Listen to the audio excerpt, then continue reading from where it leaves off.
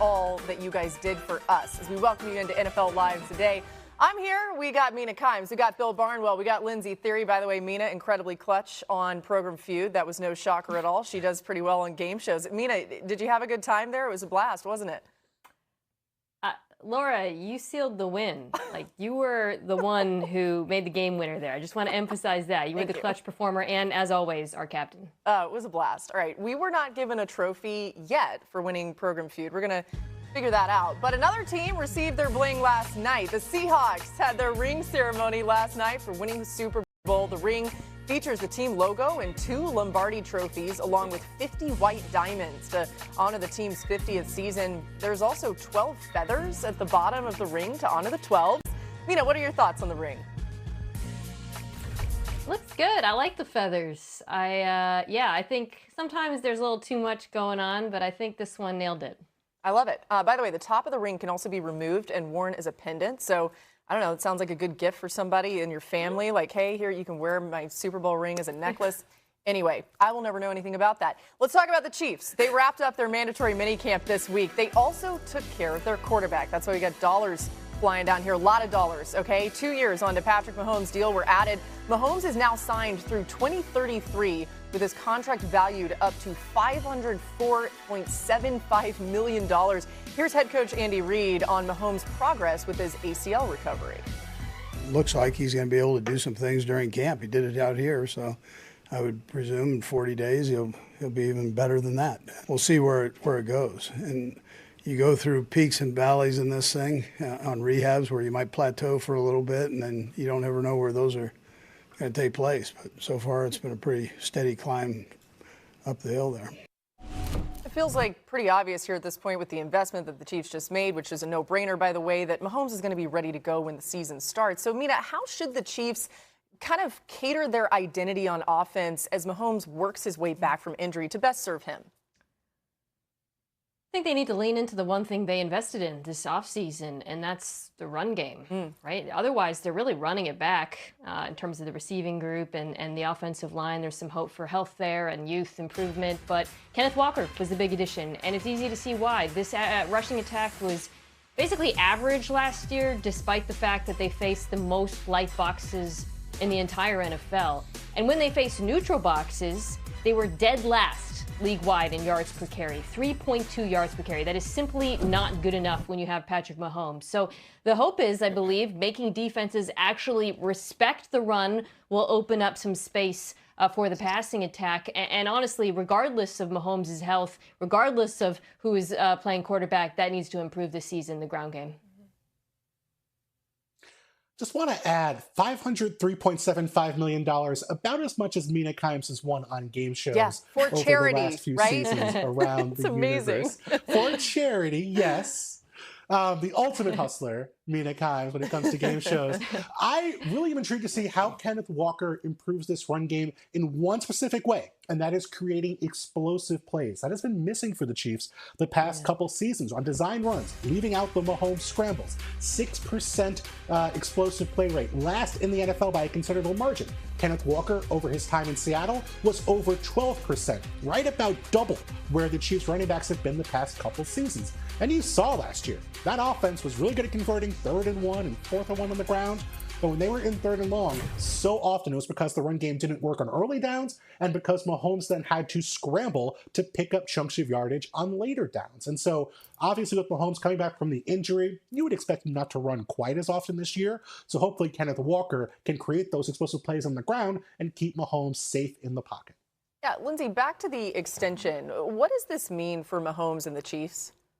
It's so clear that Patrick Mahomes is the Chiefs. The Chiefs are Patrick Mahomes. As long as they have him, they are going to be in contention. But the thing to keep in mind is the entire division has really improved over the last couple of years. Obviously, the Broncos got it last year. The Chargers have been right there. So the key for the Chiefs moving forward is to surround Patrick Mahomes with tools he can use. We heard Mina talk about it earlier.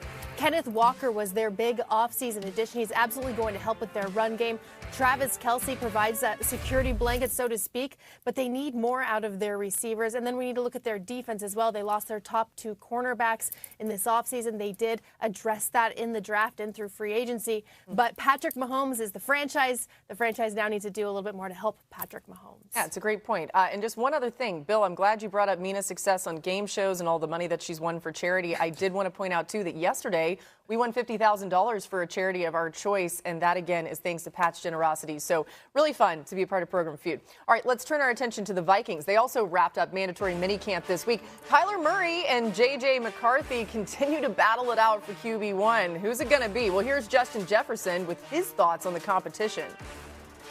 I feel like at the end of the day, it's more going to be a coach's call, just from what they see in training camp, the different plays that they're making, the adjustments, being a leader, being a vocal leader, all of those different things that goes into what we're looking for. At the end of the day, somebody's going to have that job, whether it's Kyler, whether it's JJ. So it's just all about working with both of them to make sure that whoever is the starter, we're dialed in, we're ready to go, and the connection, the relationship, all of that is dialed in and ready to go when the season starts.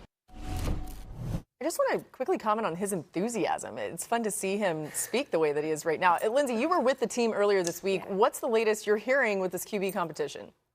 Yeah, Justin Jefferson's enthusiasm is second to none ever. It was interesting, though, to hear him just say that this is a coach's decision. Obviously, it's Kevin O'Connell's decision, but he really emphasized that this is going to be a decision that everyone has to feel with conviction. Everybody on this team, from the players to the coaches, has to be able to go out there and know that whoever that starter is a guy who's going to ignite the entire team. Now, Kevin O'Connell says this is a true quarterback competition. Everything I saw with my own eyes would tell you it's a true competition. Kyler Murray and J.J. McCarthy were trading reps with the starters.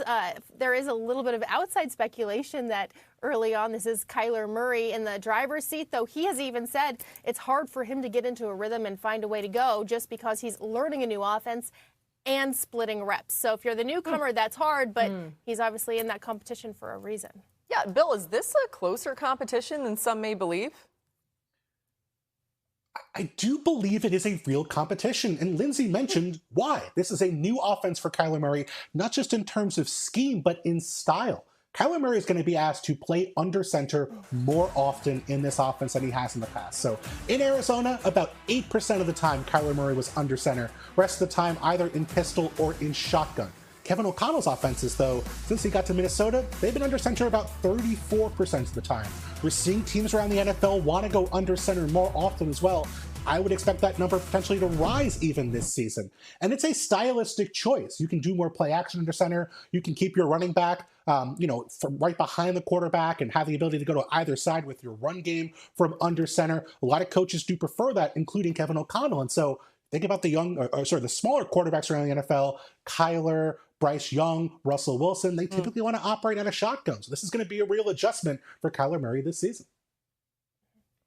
Yeah, I think all the more reason to wrap this competition up sooner rather than later. I think it's going to be Murray, and the more time he has this summer to acclimate to this offense, the better for this team in the long run. Not just because, Murray has been over the last few years statistically an average quarterback, which would be a massive upgrade from what we saw in Minnesota last year, but I think because of what he can do for the entire offense. The run game with the Vikings in the Kevin O'Connell era has never cracked the top 10. He comes from that Sean McVay tree where it's so balanced to have to have a balanced offense in terms of presenting your runs and passes that look like each other and running the ball efficiently. And I do think having Murray back there would really help in that regard. This was a good run-blocking offensive line last year. The defenses weren't worried enough about the pass, so they were able to key in on the run. And I do think having a quarterback who can not only push the ball downfield, but also is a threat to keep it himself could go a long way towards finally helping that Vikings rushing attack crack the top 10 again. Yeah, the Vikings ranking 8th in yards per rush in the second half of the 2025 season. We're just getting started on NFL Live. So glad you're with us on the